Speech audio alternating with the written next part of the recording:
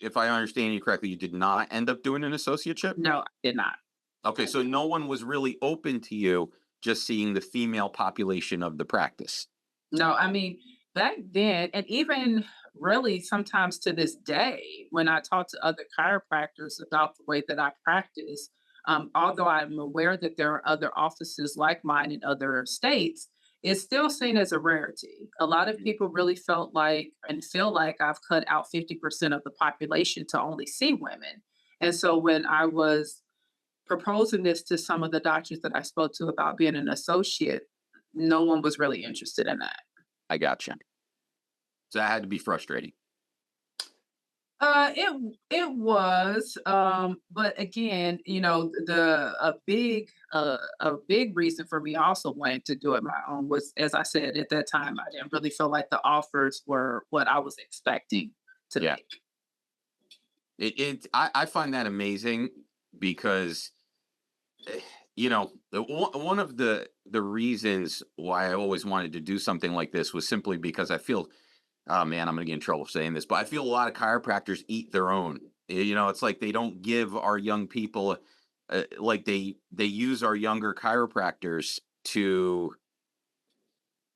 I got again. I guess I got to be careful about this, but they're using our younger chiropractors to be a like human capital kind of asset in their business, but not understanding that every person that they teach or influence or provide for, if they're not giving them a good living or they're not giving them the right education, this person represents chiropractic in a few years, Right. So that always frustrated me, and they tend to say, yeah, I'm going to give you 18 bucks an hour and you're going to see 100 people an hour and that's just it blows my mind. So which is why, it's so good to be able to have information that shows chiropractors that you've been through that too because so many have. It's Right. ridiculous.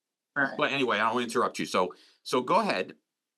And in terms of the math not mathing and all that other stuff, how long did you play this game for where you were trying not game, but you know what I mean? How long did you go back and forth with these offices to try and get the right deal and see what's out there?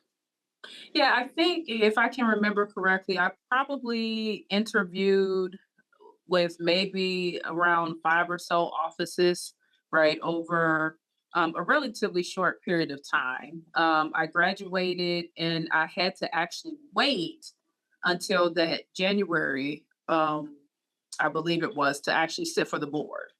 Hmm. So I had that time in between, and so it was really in between the time of me graduating, relocating to Cincinnati, and being able to actually sit for the board that I was starting to have these conversations.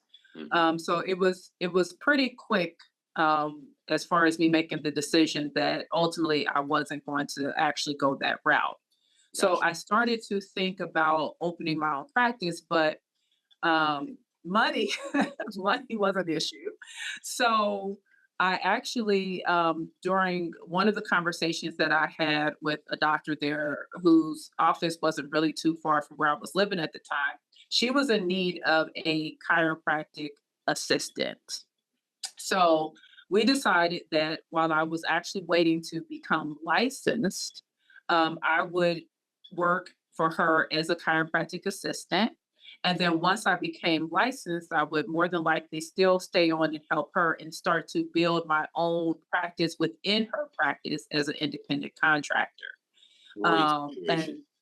and and so that was pretty much how I kind of transitioned into actual my actual own practice. You know what? That might have worked out so great for you because that was one of my biggest crutches or Achilles heels, I guess you would say, is there was never a complete amount of time at the front desk to learn every job. Mm. So you had a big advantage in that. Mhm. Yeah. So that's absolutely one of the things that I did learn. I mean, we learned about some of the business things, like I said, that 13th trimester, that business class in school, but it wasn't really a whole lot. So being able to go into her office, and she did pretty well. Being able to go into her office and act as an assistant to her, it allowed me to kind of fine tune some of those soft skills. So I did learn how to actually deal with insurances. I was I became familiar with the type of software that she was actually using, how to talk to patients, answer some of those questions. She ultimately had me doing just about everything other than the actual adjusting. Sure. So I was able to, like I said, kind of hone in on some of the softer skills as far as practice is concerned. Gotcha. Okay. Um, that so what software did you use? But back then, I believe it was something called like Metasoft. Oh yeah, I remember that. That was one of my first ones. Yeah. Yeah. Yeah, Metasoft was they sold that through yeah. Medical Arts Press and yeah. Yeah, I remember Yeah, that. I Very remember that, simple. and and it was that software, but there was still a lot of paper, and she did a lot of paper. So it was the EOBs would come in, and like we're making multiple copies to put them in each person's file and all of that type of stuff. And so obviously through practice, we've transitioned more to electronic, but at least in the very beginning when I started out, I did at least have a system that I could kind of reproduce as I got started. Gotcha. So how long were you doing this before you actually went out?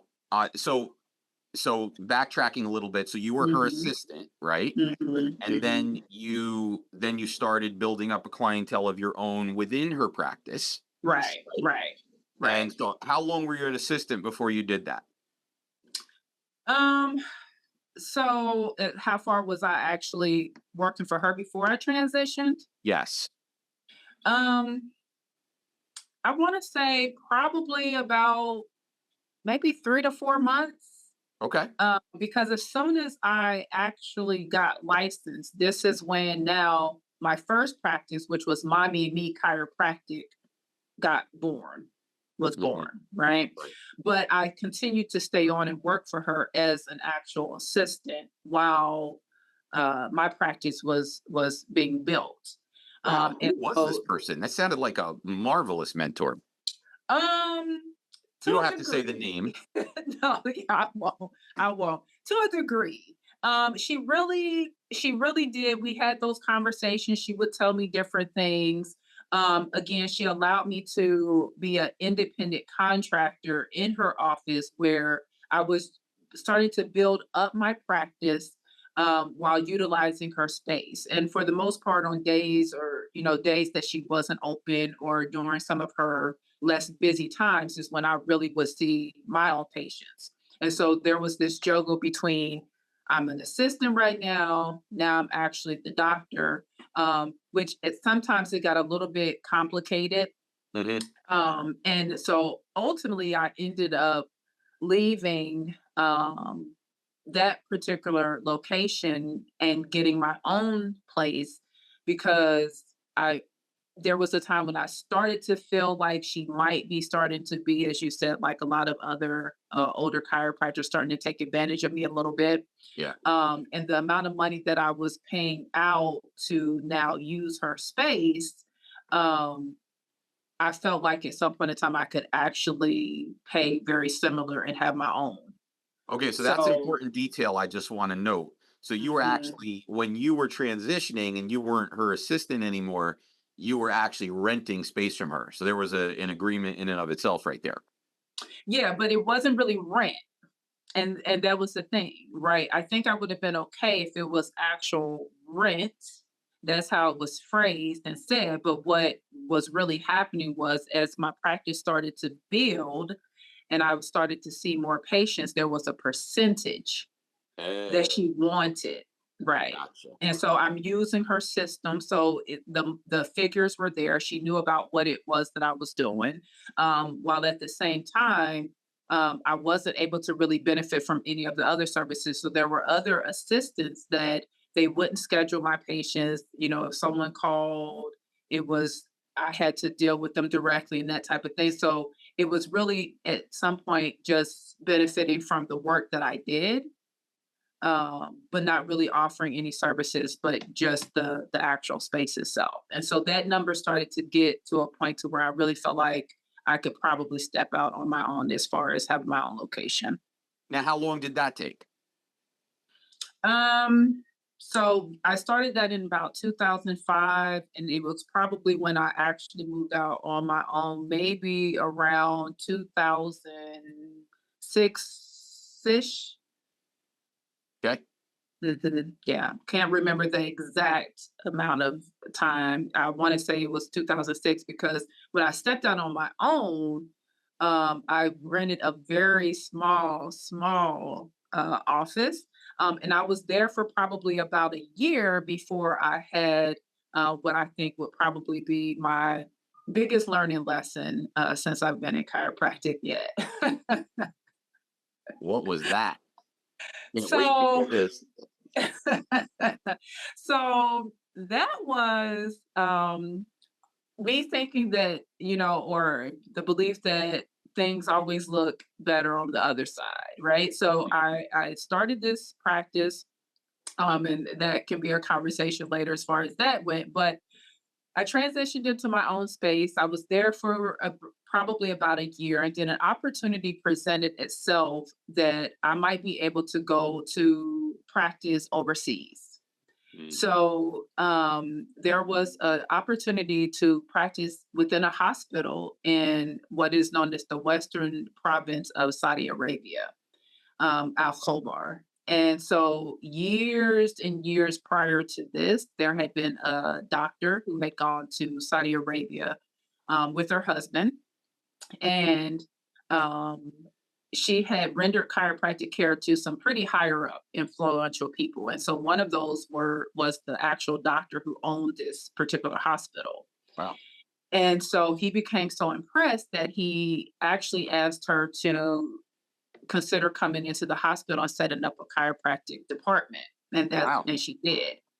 Her husband ended up dying, unfortunately, during the process, and so it was with her and the work during this chiropractic in the hospital that she stayed on. And so by the time I became aware of the opportunity, there were probably about 8 to 10 chiropractors there from different countries practicing. And so the opportunity that I was presented with was to be able to go and practice there at the hospital, and it was initially supposed to be a 2-year contract. So I shut down my up and coming practice now, right? About a year or so in, and me and my family downsize drastically, sell off vehicles, get rid of things, and we make our way to Saudi Arabia. And it was a disaster. Wow. And so I was there for all of about a month and had to come back. Now, what made it a disaster, if you don't mind me asking? So it was a disaster, not really necessarily on, the on like the aspect of the chiropractic department, so to speak. But what really happened was, um and when you're doing that type of situation, there's all types of paperwork that has to be done in the process. And despite them actually having one of their uh, contacts here make sure that we got all of the necessary paperwork stamped and approved. Like I'm having people at that time, Condoleezza Rice was in office, right, with the administration, and she's documenting. I have stamps and signatures from her on all of my paperwork, which was necessary to authenticate our documents. You're talking about like transcripts, Hmm. my degree, anything. It had to be authenticated and then forwarded. So we did all of that, or so we thought.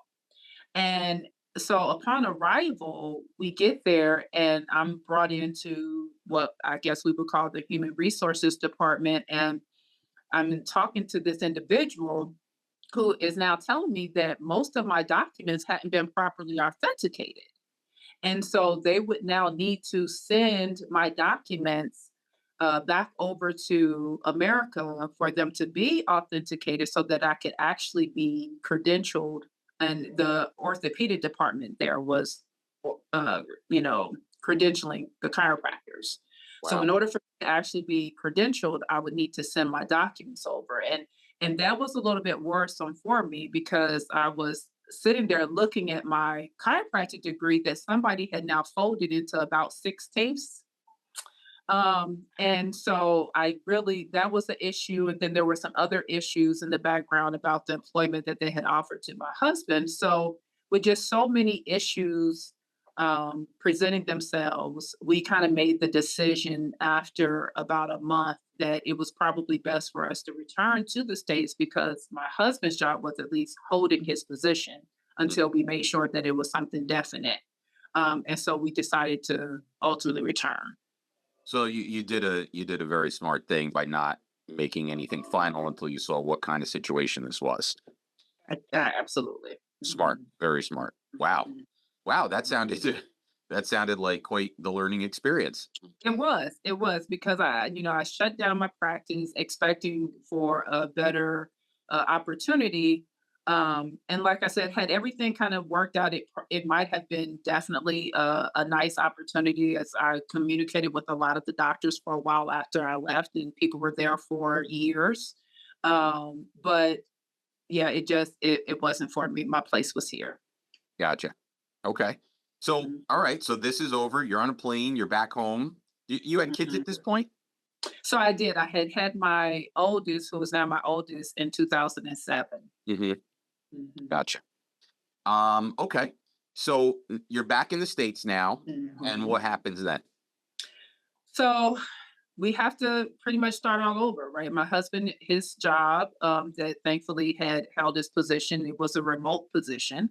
Mhm. So now we're faced with ultimately, do we go back to Cincinnati or do we perhaps go to Columbus, which we had actually visited on multiple occasions and we actually really liked the city a bit better than Cincinnati. And since we had to restart, essentially, except for the few things we had put into storage, we decided to relocate to Columbus. And so this was now 2008, and so I decided that I would reopen a practice, but this time I was going to name it differently because initially in Cincinnati, the name was Mommy and Me Chiropractic. And Mhm. I realized very early on into the practice that for whatever reason, potential patients thought they could only come to see me if they were pregnant. So Okay. when I came to Columbus, I decided that I would change the name to make it obviously a little bit more comprehensive. And so that was Chiro Care for Women. And so I opened this practice in 2009. Excellent. Okay.